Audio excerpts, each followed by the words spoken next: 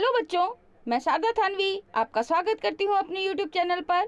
आज हम कर रहे हैं कक्षा 10th में क्षितिज भाग 2 के अंतर्गत बाल गोविंद भगत। इस पाठ की व्याख्या सरल और सहज शब्दों में बहुत अच्छी तरीके से पूरा पाठ सुनिएगा। बहुत अच्छी तरीके से आपको पूरा पाठ समझ में आएगा। वीडियो अच्छा लगे तो प्लीज़ लाइक, कमेंट और शेयर करना ना भूलें। चैनल को भी सब्सक्राइब करना ना भूलें, क्योंकि ऐसे ही महत्वपूर्ण वीडियो आपके पास में समय समय पर आते रहेंगे। चलिए हम प्रारंभ करते हैं। सबसे पहले राइटर की भूमिका या राइटर का जो लेखक परिचय है, लेखक परिचय रामवृक्ष बेनीपुरी का, वो हम प्रारंभ करते हैं। कहाँ जन्म हुआ और कहाँ शिक्षा हुई, उसके बाद में उन्होंने क्या क्या लिखा। देखिए, रामवृक्ष बेनीपुरी का जन्म हुआ बिहार के मुजफ्फरपुर जिले में बेनीपुर गांव में हुआ सन 1899 में। माता पिता का निधन बचपन में ही हो जाने के कारण जीवन के आरंभिक वर्ष अभावों, कठिनाइयों और संघर्षों में बीते।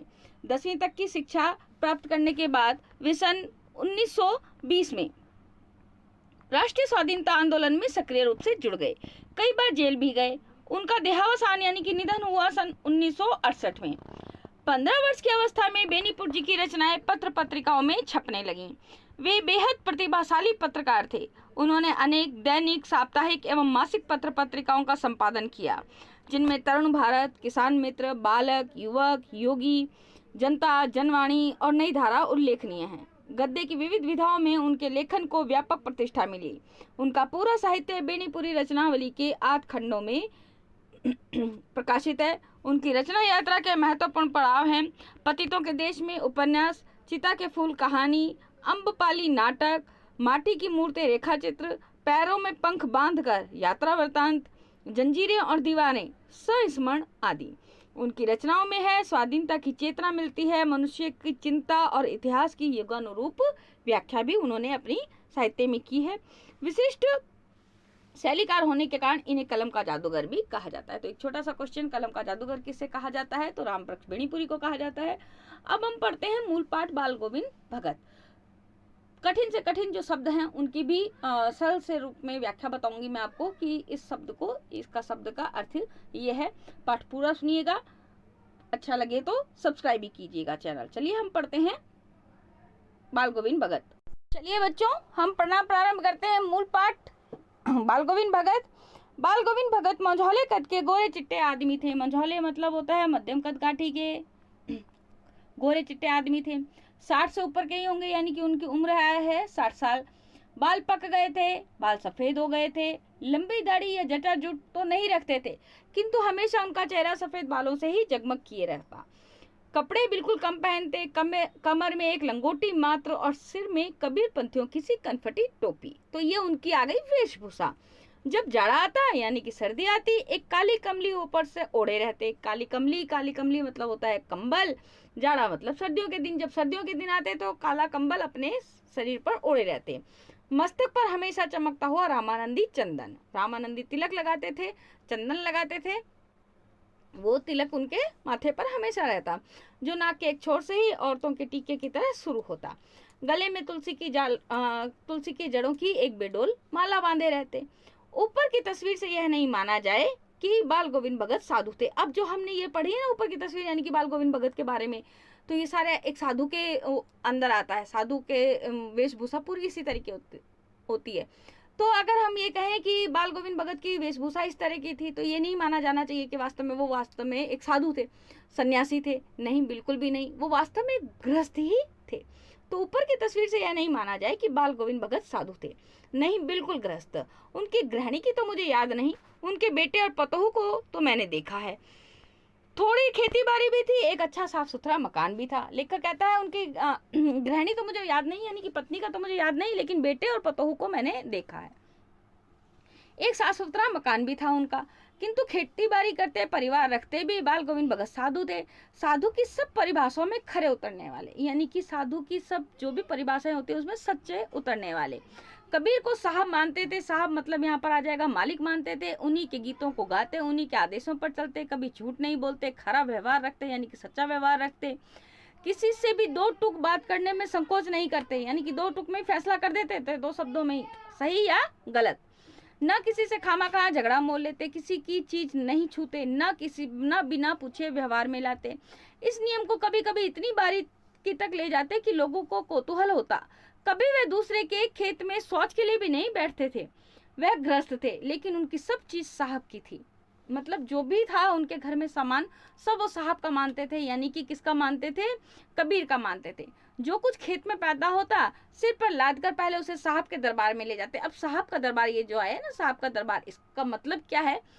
जो उनके घर से 4 कोस दूर यानी कि 4 किलोमीटर दूर था एक कबीरपंथी मठ से, मतलब साहब का घर क्या हो गया, साहब का दरबार क्या हो गया? कबीरपंथी मठ, जहां पर कबीर के अनुयायी रहते थे, उनका मठ कायम किया हुआ था, उनका एक स्थान था, वहां पर वो लेकर के जाते थे। वह दरबार में भेंट स्वरूप रख लिया जाकर के प्रसाद के रूप में जो उन्हें मिलता उसे घर लाते और उसी से गुजर चलाते। तो जो भी वहां पर लेकर के जाते थे, जो भी चीज उनके खेत में होती थी, और जो वो रख लेते थे वो रख लेते, और प्रसाद के रूप में जो उसे वापस देते थे उससे वो बाल गोविंद भगत अपने घर लेकर के आते और उसी से घर का गुजारा चलाते थे। इन सब के ऊपर मैं तो मुग्ध था। मतलब लेखक कहता, मैं इनकी ये दिनचर्या देख करके मैं उनके ऊपर मुग्ध था, उनके मधुर गान पर जो सदा सर्वदा ही सुनने को मिलते। कबीर के वे सीधे सादे पद जो उनके कंठ से निकल कर सजीव हो उठते। आषाढ़ की रिमझिम है, समूचा गांव खेतों में उतर पड़ा है। खेतों में उतर पड़ा है मतलब खेतों में काम करने के लिए। कहीं हल चल रहे हैं, कहीं रोपनी हो रही है। धान के पानी भरे खेतों में बच्चे उछल रहे हैं। औरतें कलेवा लेकर, कलेवा कहते हैं बच्चों सुबह का जलपान यानी कि नाश्ता, कलेवा लेकर मेड़ पर बैठी। आसमान बादल से घिरा, धूप का नाम नहीं, ठंडी पुरवाई चल रही है। पुरवाई कहेंगे हम पूरब की हवा को। पूरब की हवा, पूरब दिशा की तरफ से जो हवा चलती है उसको हम कहते हैं पुरवाई। ऐसे ही समय आपके कानों में एक स्वर तरंग झनकार सी कर उठी। यह क्या है? यह कौन है? यह पूछना ना पड़ेगा। बाल गोविंद भगत समूचा शरीर कीचड़ में लिथड़े, मतलब कीचड़ में डूबा हुआ उनका शरीर, पूरा सना हुआ शरीर, अपने खेत में रोपनी कर रहे हैं, यानी कि धान की बुआई कर रहे हैं। उनकी उंगली एक एक धान के पौधे को पंक्तिबद्ध खेत में बिठा रही है। उंगलियों से एक एक पौधे को पंक्तिबद्ध बिठाते चले जा रहे हैं। उनका कंठ एक एक शब्द को संगीत के जीने पर चढ़ाकर कुछ को ऊपर स्वर्ग की ओर भेज रहा है और कुछ को इस पृथ्वी की मिट्टी पर खड़े लोगों को कानों की ओर। यानी कि वो जो संगीत बोल रहे हैं, जो संगीत सुना रहे हैं, जो गाना गुनगुना रहे हैं, उसके कुछ स्वर तो आसमान में स्वर्ग की तरफ जा रहे हैं और कुछ स्वर जो खेत में काम कर रहे हैं लोगों के कानों तक पहुंच रहे हैं। बच्चे खेलते हुए झूम उठते हैं उनके गाने को सुनकर, उनके संगीत को सुनकर। मेड़ पर खड़ी औरतों के होठ कांप उठते हैं, वो भी बाल गोविंद भगत के साथ गुनगुनाने लगती हैं। वे गुनगुनाने लगती हैं, हलवाहों के पैर ताल से उठने लगते हैं, रोपनी करने वालों की उंगलियां एक अजीब क्रम से चलने लगती हैं। बाल गोविंद भगत का यह संगीत है या जादू। भादों की वह अंधेरी अधरतिया, भादों की भादवा महीना, भाद्रपद का महीना, उसकी अंधेरी अधरतिया मतलब उसकी आधी रात। अभी थोड़ी ही देर पहले मूसलाधार वर्षा खत्म हुई है। बादलों की गरज, बिजली की तड़प में आपने कुछ नहीं सुना हो, किंतु अब झिल्ली की झंकार या दादरों की टटर बाल गोविंद भगत के संगीत को अपने कोलाहल में डुबो नहीं सकती। उनकी खंजड़ी डिमक डिमक बज रही है। दादुर कहते हैं बच्चों अपने मेंढक को, दादुर कहेंगे मेंढक को, और झिल्ली झिंगुर, झिंगुरों की जो झंकार और दादुरों की टटर, यानी कि मेंढक जो बरसात के मौसम में बोलने लगते हैं, इनका कोलाहल भी बाल गोविंद भगत के संगीत को ढक नहीं सकता। यानी कि बाल गोविंद जो गाना गाते हैं, जो संगीत बोलते हैं, कबीर की साखियां जो बोलते हैं, वो उनके झिंगुरों की आवाज और दादुरों की टटर को भी दबा देती है। उनकी खंजड़ी होता है ढपली नुमा एक यंत्र होता है, लेकिन ढपली से थोड़ा छोटा होता है ढपली की तरह से, लेकिन होता थोड़ा छोटा है। उनकी खंजड़ी डिमक डिमक बज रही है और वे गा रहे हैं, गोदी में पियावा चमक उठे सखियां चिहक उठे ना। हाँ, पिया तो गोद में ही है, किंतु यह समझती है वह अकेली है। चमक उठती है, चिहक उठती है उसी भरे बादलों वाले भादों की आधी रात में। उनका यह गाना अंधेरे में अकस्मात कौंध उठने वाली बिजली की तरह किसे न चौंका देता। अरे अब सारा संसार निस्तब्धता में सोया है, बाल गोविंद भगत का संगीत जगा रहा है। तेरी गठरी में लागा चोर मुसाफिर जाग जरा। कार्तिक आया नहीं कि बाल गोविंद भगत की प्रभातियां शुरू हुई। प्रभातियां कहते हैं सुबह के गानों को, सुबह सुबह जो गाई जाती हैं वो कहलाती है प्रभातियां, जो फागुन तक चला करती, यानी कि कार्तिक से शुरू होकर के फागुन माह तक चला करती। इन दिनों वह सवेरे ही उठते, ना जाने किस वक्त जगकर वह नदी स्नान को जाते, गांव से 2 मील दूर। वहां से नहा धोकर लौटते और गांव के बाहर ही पोखरे के ऊंचे भिंडे पर अपनी खंजड़ी ले जाकर बैठते और अपने गाने टेरने लगते, यानी कि गाने लगते। मैं शुरू से ही देर तक सोने वाला हूँ, किंतु एक दिन माघ की उस दांत किटकिटाने वाली भोर में भी, माघ का महीना सर्दी का महीना होता है, दांत किटकिटाने वाली भोर में भी उनका संगीत मुझे पोखरे तक ले गया। अभी आसमान के तारों के दीपक बुझे नहीं थे। आसमान के तारों के दीपक मतलब तारे टिमटिमा रहे थे। पूरब में लोही लग गई थी। पूरब में लोही, देखिए अंडरलाइन कर रखा, पूरब में लोही लगना, यानी कि जो सूर्योदय है वो हो रहा था और पूर्व में लोही लग गई थी, यानी कि प्रातःकाल की लालिमा लग गई थी, जिसकी लालिमा को शुक्र का तारा और बढ़ा रहा था। खेत, बगीचा, घर, सब पर कुहासा छा रहा था, यानी कि कोहरा छा रहा था। सारा वातावरण अजीब रहस्य से आवृत मालूम पड़ता था।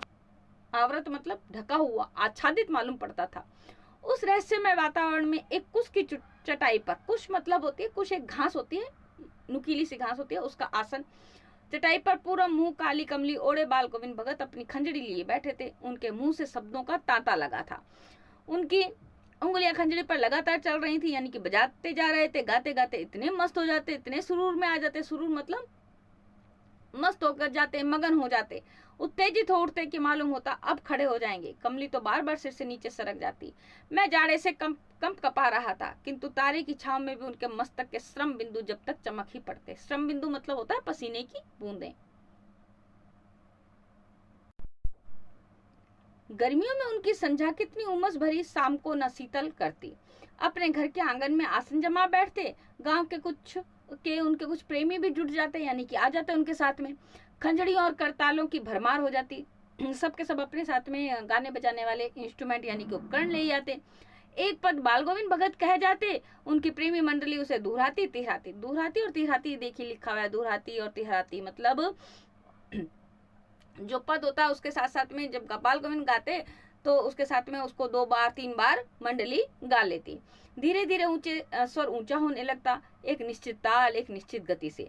उस ताल स्वर के चढ़ाव के साथ श्रोताओं के मन भी ऊपर चढ़ने लगते। धीरे धीरे मन तन पर हावी हो जाता।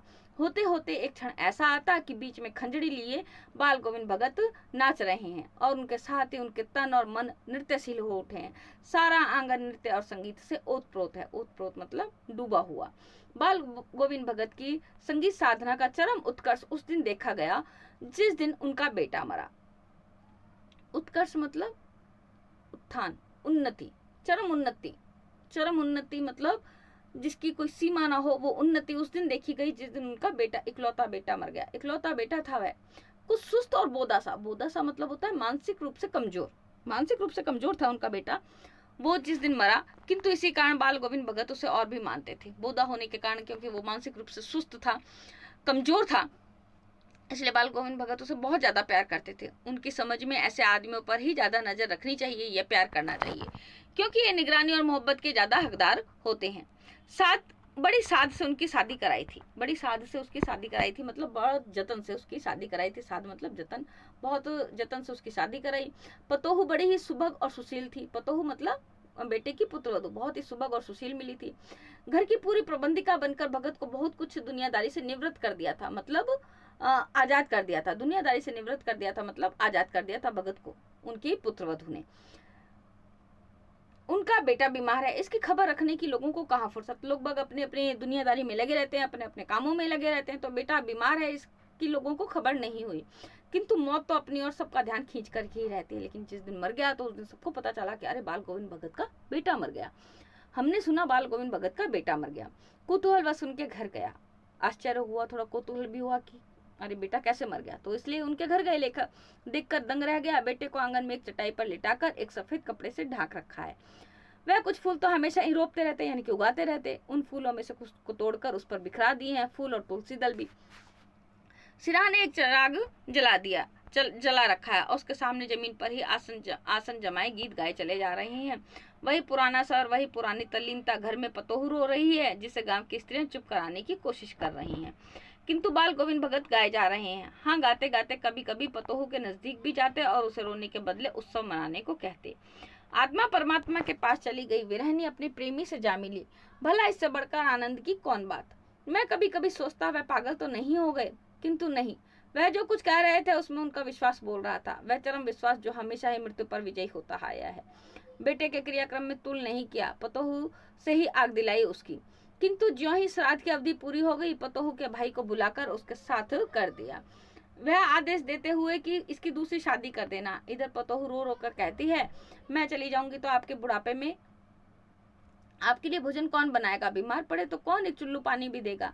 मैं पैर पड़ती हूँ, मुझे अपने चरणों से अलग नहीं कीजिए। लेकिन भगत का निर्णय अटल था, तू जा नहीं तो मैं ही इस घर को छोड़कर चल दूंगा। यह थी उनकी आखिरी दलील, और इस दलील के आगे बेचारी कर की चलती भी क्या, यानी कि पतोहू को यह कह दिया या तो तू चली जा नहीं तो मैं चला जाऊंगा। तो उनकी पतोहू उनको छोड़ करके चली गई अपने भाई के साथ। बाल गोविंद भगत की मौत उन्हीं के अनुरूप हुई, यानी कि जैसा वो चाहते थे वैसे ही।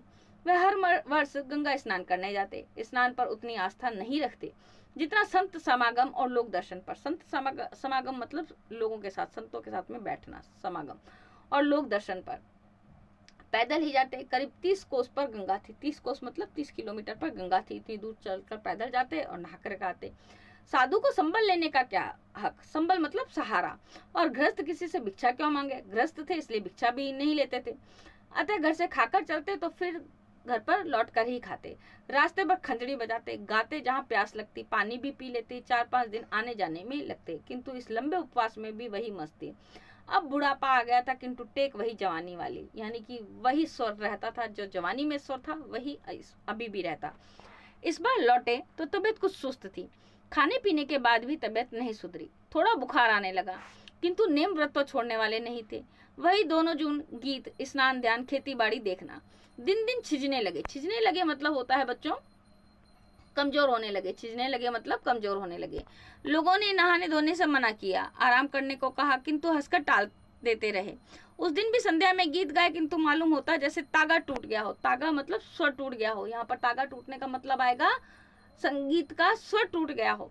माला का एक एक दाना बिखरा हुआ। भोर में लोगों ने गीत नहीं सुना, जाकर देखा तो बाल गोविंद भगत नहीं रहे, सिर्फ उनका पंजर पड़ा है, यानी कि उनकी केवल शरीर पड़ा है, उनकी आत्मा परमात्मा में विलीन हो चुकी है। तो कैसा लगा पाठ, सरल सुंदर भाषा में। अगर अच्छा लगा हो तो प्लीज लाइक, कमेंट और शेयर करना ना भूलें। चैनल को भी सब्सक्राइब करना ना भूलें। धन्यवाद, नमस्कार।